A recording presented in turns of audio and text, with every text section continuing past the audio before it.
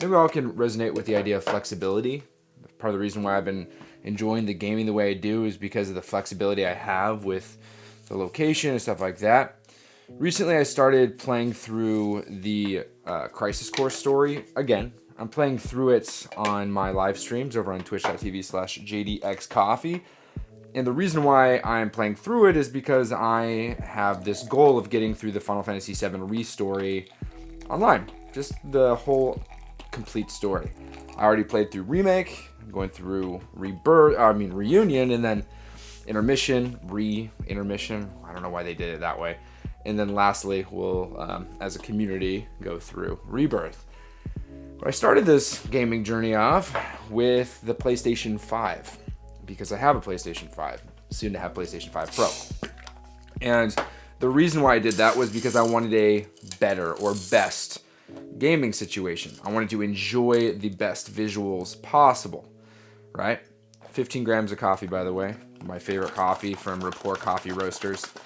I'm going to grind that up in the Ode Gen 2 and make ourselves a beautiful little AeroPress this morning. Sound good? Now, originally, when I did start playing it on the PlayStation 5, it was great. It looked good enough. Playing in 4K 60, I mean, it's like, those are all buzzwords. Those are all the reasons why you would do something on the PlayStation 5. Now, it is a remaster of a game that exists on the PlayStation Portable, and so it really is not a tremendously demanding game, and the mechanics of the game lend itself to a very quick get in, get out experience. That's part of the reason why when I played it for the first time, I had such a good time playing it on the Steam Deck. The game just is perfect for that form factor, because originally the game was made for the PSP, which is essentially the same thing as a Steam Deck. Well, minus the whole streaming, or not streaming, but docking capabilities you can do with the Steam Deck.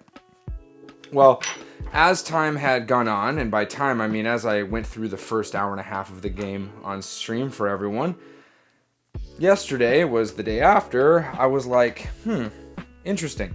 I genuinely want to play this game on the actual device, on the Steam Deck. I want to enjoy it again on that. And so I figured I'm going to go and I'm going to play through it again.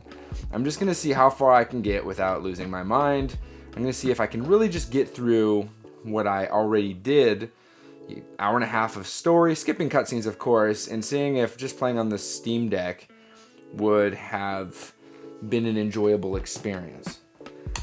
I ended up having to stop myself. I genuinely had to stop myself from playing because I was sitting on my couch, relaxed, the sun was coming through the window, and I was sitting there playing, and I was like, I feel so refreshed. I feel so great right now. And it was this feeling that I genuinely was enjoying. That's something that I think that I definitely have taken for granted for a while, is this relaxation that comes from video games.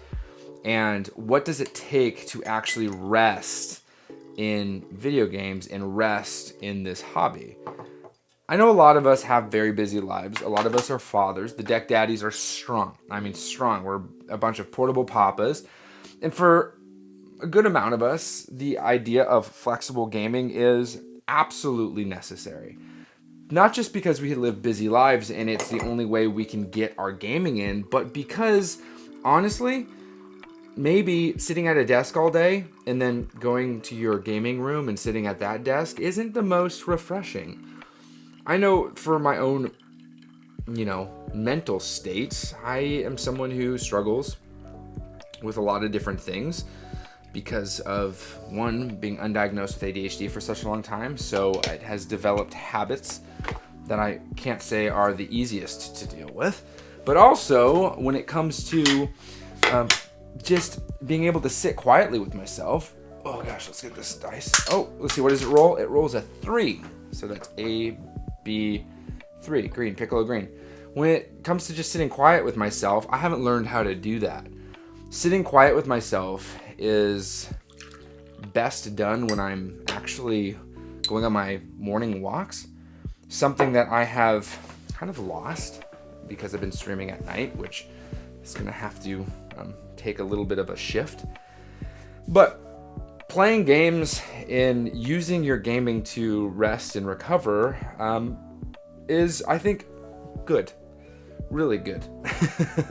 And the flexible nature of, in my office, outside of my office, has been really nice. Heck, I mean, reading manga at night has been really, really great. Recovering mentally, I think, is something that I have been trying to figure out how to do. These morning cups have been really, really nice because they kind of set a precedent on how I'm going to approach my day. I'm going to approach my day with intention, methodically, making sure that I am taking care of my moments and enjoying that moment to the fullest of its nature.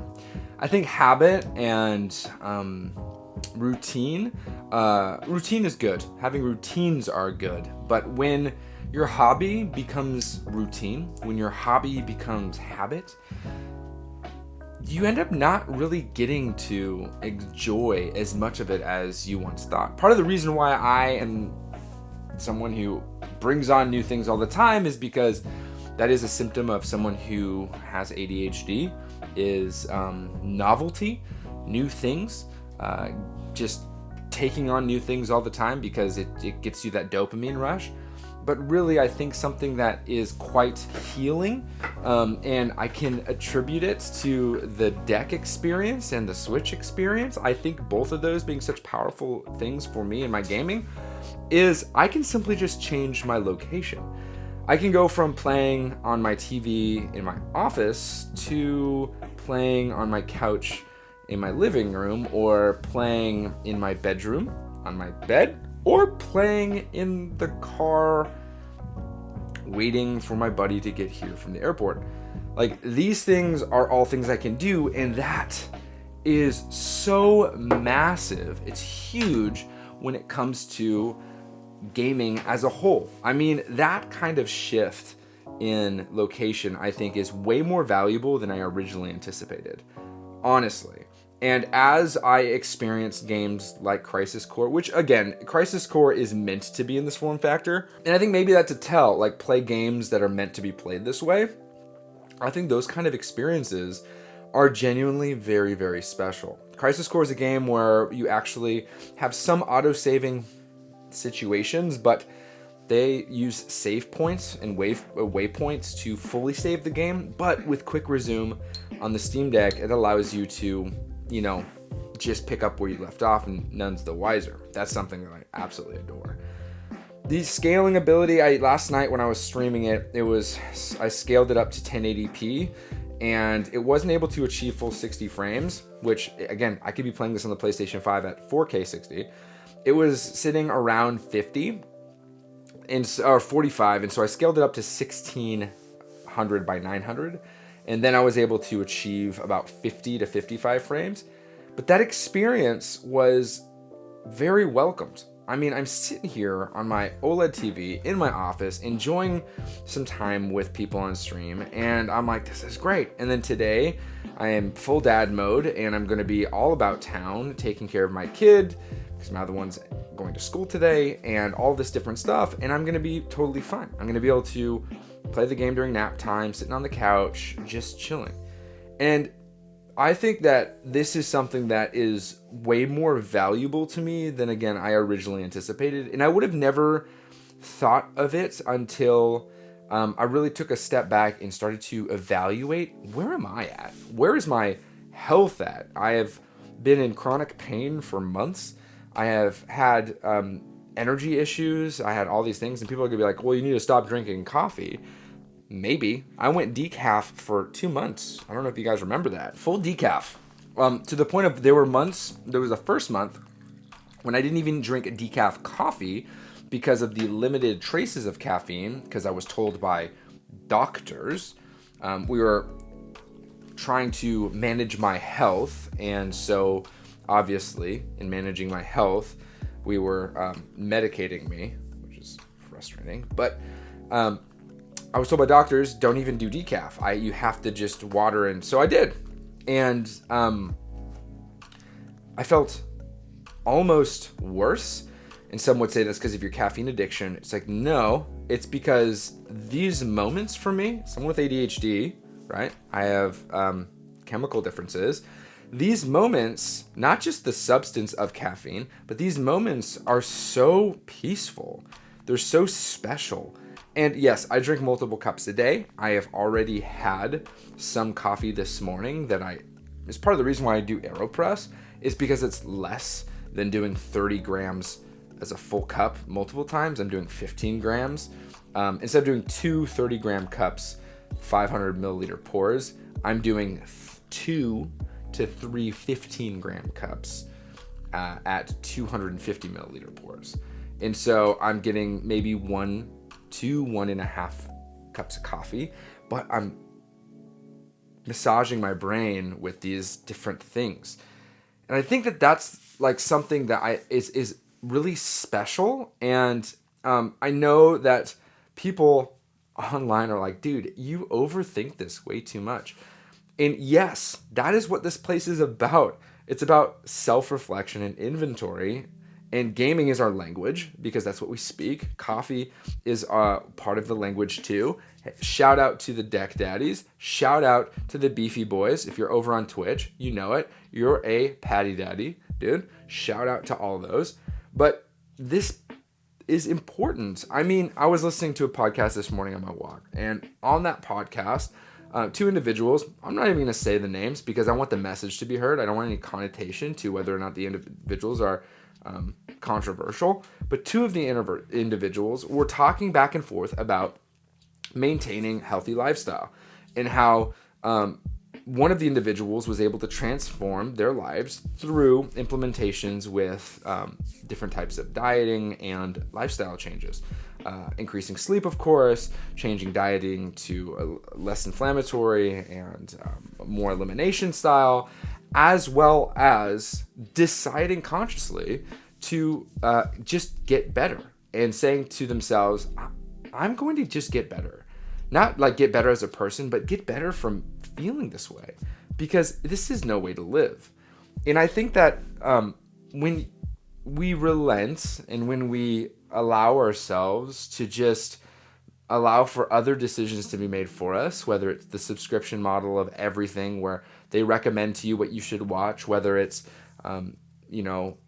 some sort of whatever it may be, you stop really making decisions for yourself. I know I've made the example before and I'll make it 100 times over, but part of the reason why I make my coffee the way I do isn't because I'm trying to be pretentious. No, I can drink store brand. I do sometimes. Just Trader Joe's pre-ground. It's not uniformly ground either.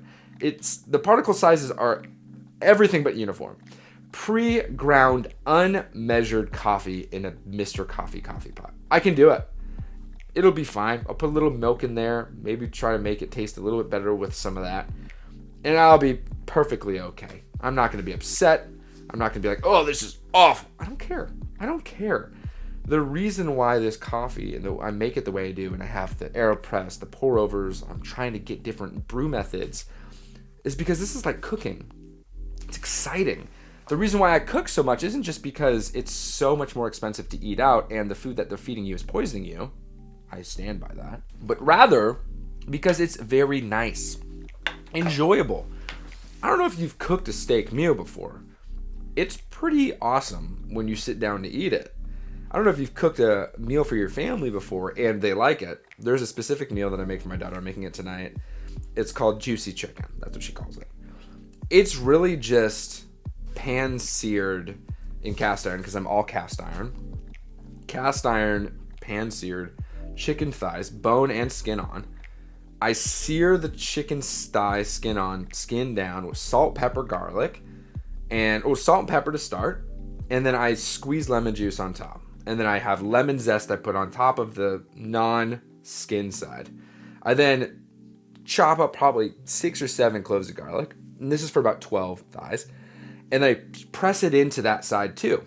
I flip it once the skin gets golden. And then in the fat from the skin, I cook that into the chicken. And then I finish it in the oven to make sure that temperature gets up to about 170. Because chicken thighs need to be at like 170. That has a good texture. Before that, it gets kind of like, it's weird. It's kind of weird. It feels almost raw, but it's not. That's the chicken. It is literally chicken, lemon, garlic, and salt, pepper. That's all it is. But I can't tell. It's delicious. I could order that at a restaurant, fine. But it feels so good to make. The process of making it's nice. The process of making coffee in the morning is a lot more than just making coffee pretentiously. People comment often. They're like, oh gosh, dude, what is this guy doing? It seems so fancy. Honestly, I'm just going through something that helps me process and helps me be intentional with what I'm doing. I go, I'm gonna make a cup of coffee. Gotta fire on the water.